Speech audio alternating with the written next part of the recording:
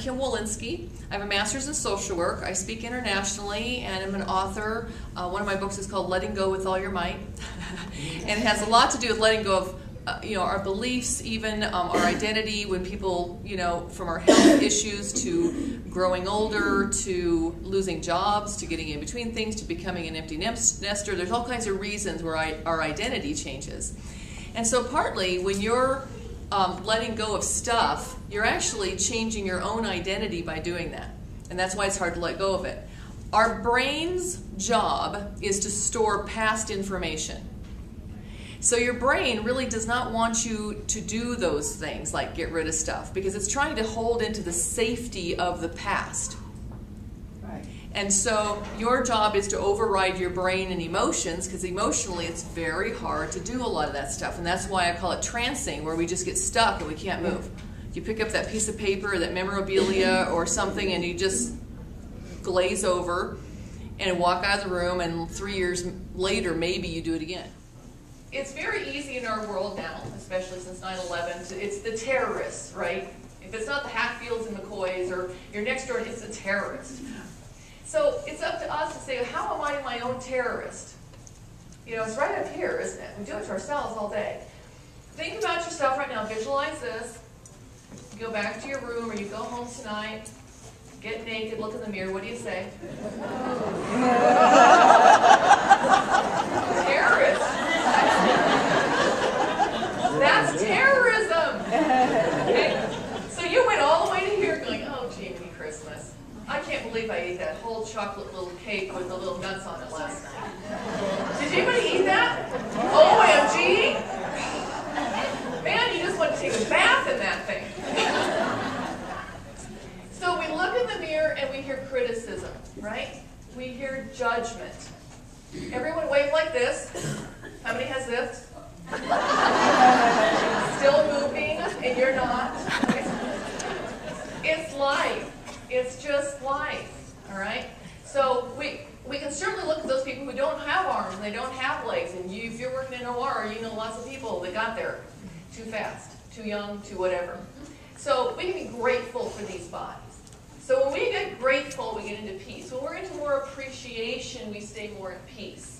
And then our bodies are more peaceful. We don't have as many gallbladder attacks. We don't have to have those things he was showing up there. There was a new word I learned while he was talking. Oh, where did I write it? Take on?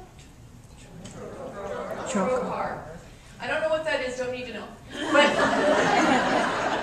okay, so trocar. It sounded Klingon. And thought, I love this word.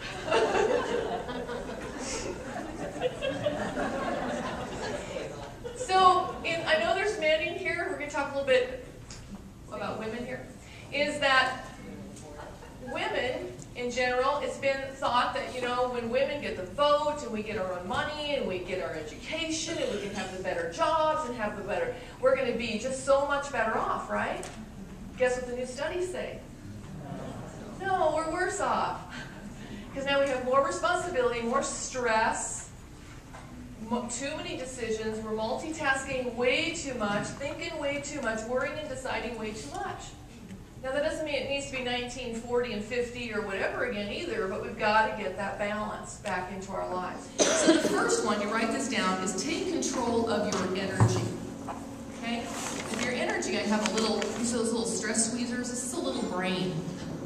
Oh, wow. Okay? So you want to put that in first. And the thing about this life folder of ours, where we hold all of our goals and priorities and what's important, is you want to put the big rocks in first.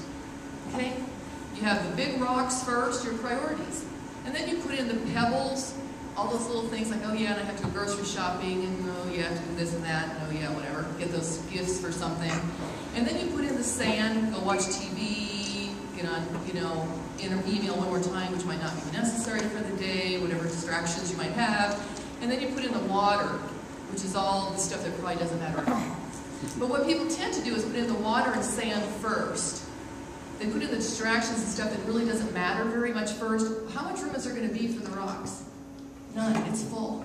It's already full for the day. Now the day's gone by and not very few hours or minutes went towards the priorities you really want. Now you were busy. We can be busy, but it doesn't mean anything happened.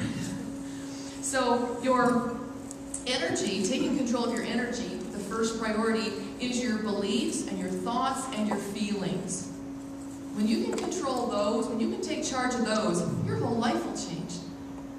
That means you're not reacting all the time. So my program is called Burn Your House Down. The point of that is that if your house burned down today, would you even miss half that stuff? And most people say no, because I don't even know what it is, because it's been in the garage and in the basement and an attic, and I haven't seen it for 30 years. Why would I miss what I don't know?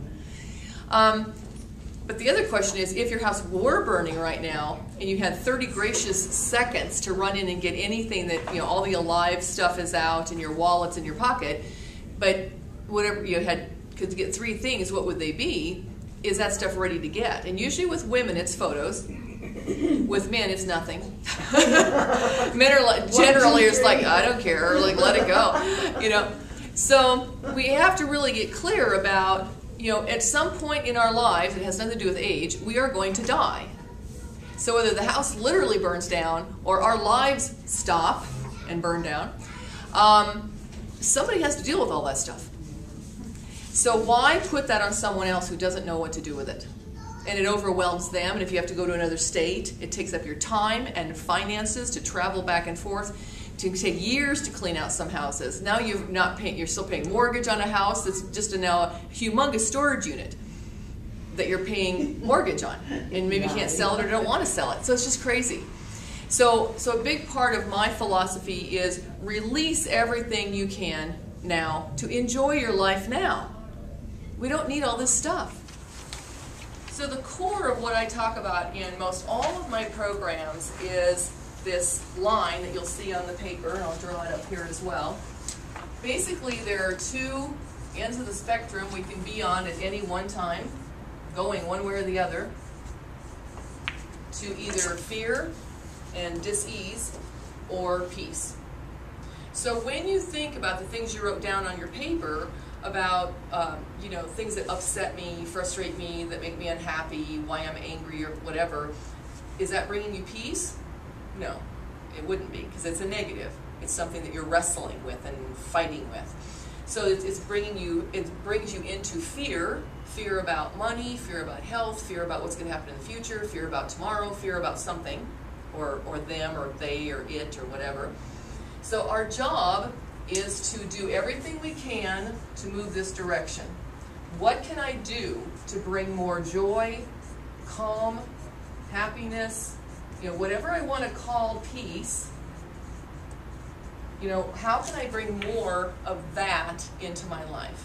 What can I do right now to do that? And within those 60,000 thoughts we think every day, that are mostly the same thoughts every day that get us into a rut of thinking, how can I drop some thoughts in there that are different to start changing that? You kind of think of a glass, or, you know, that's full of silt, you know, and stuff. And until you put enough clean water in there to move that silt out, it's going to be dirty, right? And it takes a while. I mean, if you have a dirty cup of water in the sink and you run a tap water into it, it's going to take a while for that to clean all that out. Well, that's how our thoughts are. I mean, how many clean thoughts, which would be peaceful thoughts, would I have to put in there to clean out all the old stuff?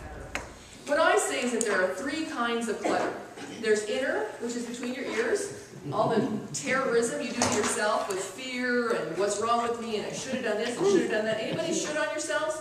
Yeah. I should have, and other people say, yes, you should have. Stop doing that, right? Don't do that to yourself. So inner clutter, outer is what we'll be talking about, all the physical stuff, and then other clutter. Sometimes we have people. Other is people and relationships. How many of you have people you'd like to declutter? You know? One of my sayings is, if your family wasn't your family, would they be your friends?